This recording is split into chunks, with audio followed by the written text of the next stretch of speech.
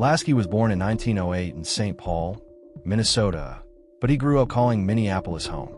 His parents had come all the way from Lithuania, chasing a better life. Like many families back then, they didn't have much, so Lasky and his brother Maurice spent their early years working in a scrap metal yard. But Lasky had a fighting spirit. He and his brothers, Dave, Eli, and Maurice, stepped into the boxing world during the tough Depression years. While Dave and Eli had brief careers, it was Lasky who made the biggest mark, with Maurice right by his side as his trainer. For a while, Maurice even trained another fighter known as Young Harry Greb. When Lasky hung up his gloves, he didn't stop moving. He became a cameraman, a stunt coordinator, and even tried his hand at acting. He wasn't the type to sit still. At one point, he joined the Palm Springs police, then later switched paths again and became a physical therapist, opening offices in San Bernardino, Palm Springs, and finally settling in Sky Valley. He built his own house there, doing much of the work himself: carpentry, brickwork, even surveying the land. By then, his family was growing. His son Aaron was born in 1960, and his daughter Lana followed in 1964 from his third marriage to Irma. Lasky lived many lives in one lifetime. From the boxing ring to Hollywood sets, from police work to healing people's injuries, he was always ready for whatever came next. Lasky stepped into the professional boxing ring for the first time in May 1930 and wasted no time making his presence known. He knocked out Sam Baker that night, setting the tone for what was to come. His first real test came on January 8, 1931, when he faced the undefeated Jimmy Gibbons from St. Paul, a fighter with a spotless record of 28 wins and 2 draws. But records didn't matter once the bell rang. Lasky dropped Gibbons twice in the second round with sharp left hooks, and then, with one more crushing blow, he sent Gibbons to the canvas for good. The referee didn't even reach 10. Gibbons was out cold by the count of 6, and his manager waved the fight off. Lasky had just scored a huge win by technical knockout. He kept winning and remained unbeaten through his first 15 fights.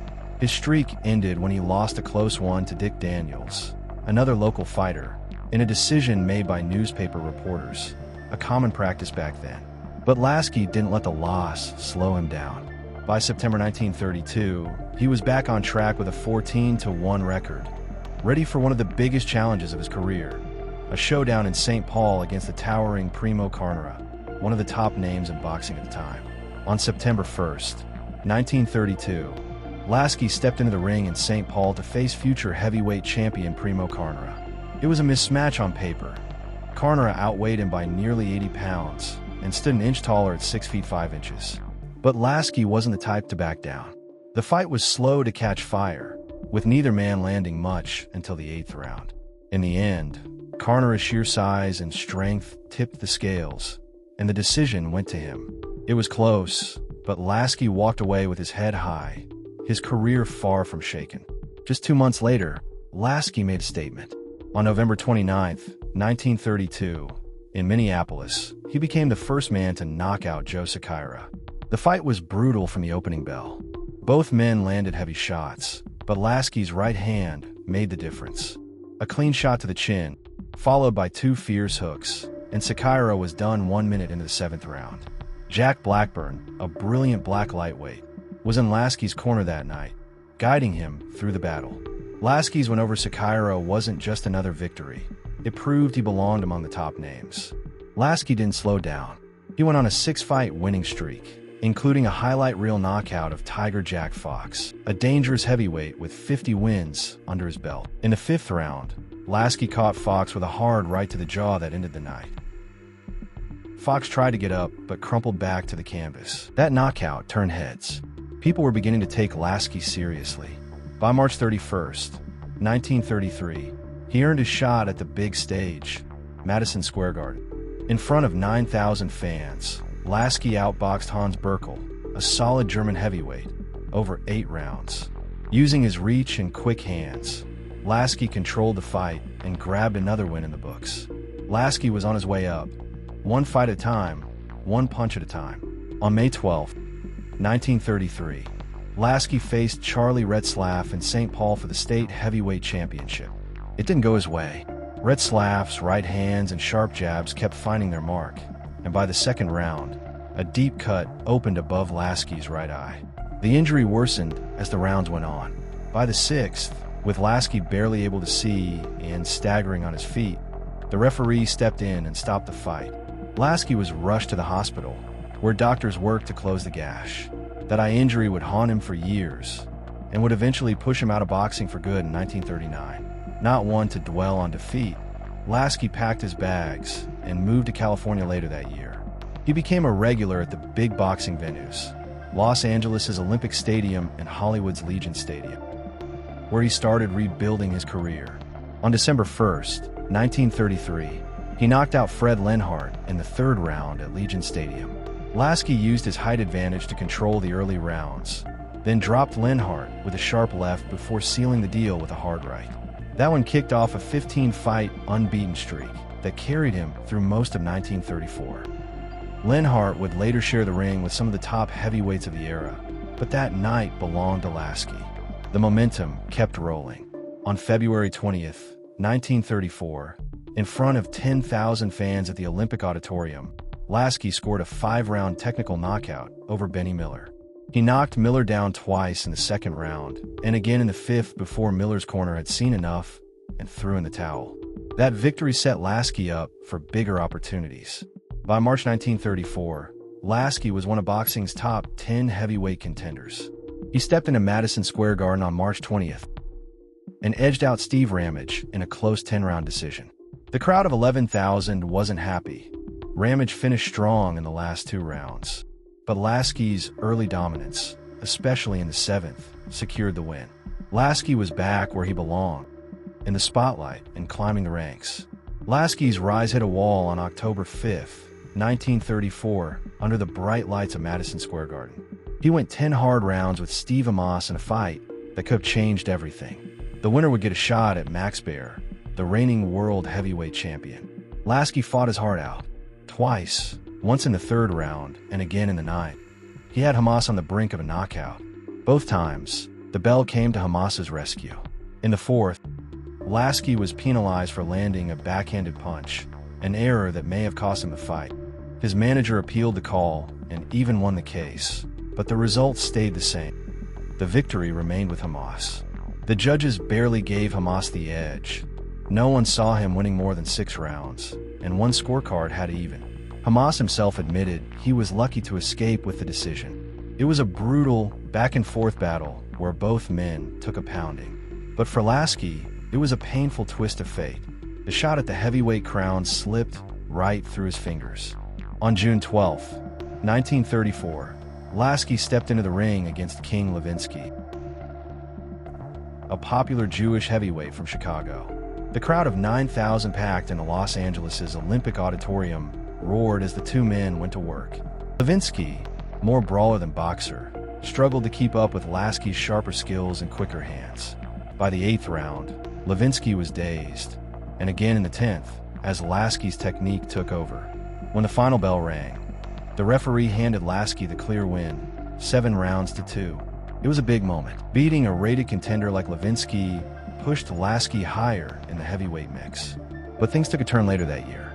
Lasky's momentum slipped, and he hit a rough patch, losing to top fighters like Jim Braddock and Charlie Retzlaff. He faced Levinsky again on November 23, 1934, this time at Chicago Stadium. Ended in a draw. Lasky came alive in the 10th round, rallying hard, but earlier penalties for low blows had cost him. Without them, he might have edged the win. Still, it was another reminder that Lasky could hold his own with the top contenders of his time. On March 22, 1935, Lasky stepped into the biggest fight of his life, a bout against Jim Braddock at Madison Square Garden that could have earned him a shot at the world heavyweight title. The odds were in Lasky's favor. He was the betting favorite at 3-1, while Braddock, fresh off welfare and a 9-month layoff, was seen as the underdog. But Braddock wasn't the same broken fighter people remembered.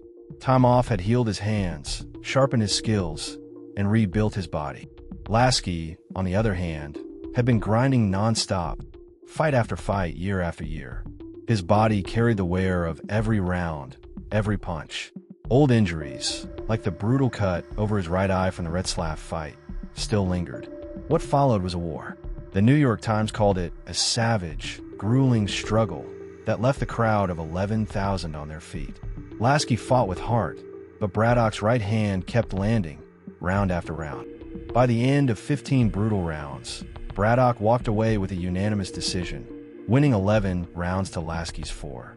It was one of the worst beatings of Lasky's career. That night, his dream of becoming heavyweight champion slipped away. 3 months later, Braddock made history by beating Baer for the title, a chance Lasky never got. The punishment didn't stop there. On June 21st, 1935, Lasky faced Ford Smith. Once again, an old wound over his eye reopened in the 3rd round.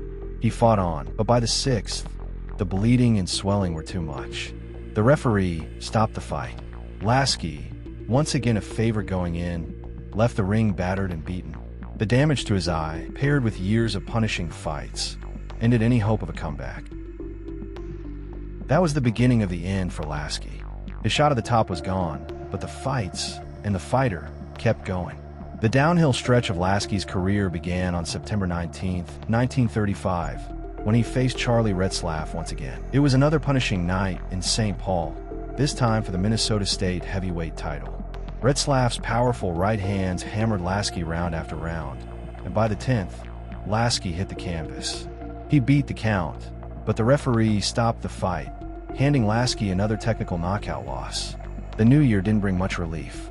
On January 17, 1936, at Legion Stadium in Hollywood, Lasky was floored twice by Jack Roper's sharp left before being knocked out just 1 minute and 32 seconds into the 1st round. It was quick, brutal, and left little room for doubt. But Lasky wasn't done. Just 11 days later, on January 28th, he stepped back into the ring in San Jose and found a much-needed win. He dropped Bob Cook 3 times in the 2nd round before the referee waved it off. It wasn't a headline fight, but for Lasky, it was a breath of fresh air. That spark continued on April 9, 1936, when Lasky outpointed Joe Baer over 10 rounds at Hollywood Stadium. Baer, still new to the pro game, took a beating, his nose shattered in the 2nd round, leaving him barely able to fight back. Lasky's body shots in the 5th and 8th sealed the deal. He wasn't the betting favorite, but he left with the win. The hope was short-lived. On May 15, 1936, Lasky met Jack Roper again. Roper was bloodied, his right eye swollen shut, but he still found a way to wear Lasky down. Before the 8th round could begin, Roper's corners stopped the fight. Lasky had taken too much once again. The end was drawing near, but Lasky kept stepping back into the ring, still chasing the echoes of his prime. Lasky was no longer a top contender, but he kept fighting. On June 30th, 1936, at Olympic Stadium in Los Angeles, he faced Johnny Paycheck. Lasky won the fight with a technical knockout just 1 minute and 40 seconds into the 4th round. But the victory came at a heavy price. Somewhere in the chaos of punches, Lasky took a thumb to the right eye, a thumb he later believed was deliberate. His vision went black on the spot. Doctors would confirm it, a detached retina. The damage ended his run in boxing and eventually left him blind in that eye. The injury had roots in an old battle with Charlie Retzlaff back in 1933, but this time it was worse. After retiring, Lasky had surgeries that restored some of his sight, but the eye was never the same. Lasky sat out the entire year of 1937. He returned for 2 more fights in 1938, both ending in draws. His final bout came on January 9, 1939, in New Haven, Connecticut, where he suffered a 3rd round technical knockout loss to Nathan Mann. That was the end of the road for Art Lasky, a fighter who gave everything to the ring, 1 brutal round at a time.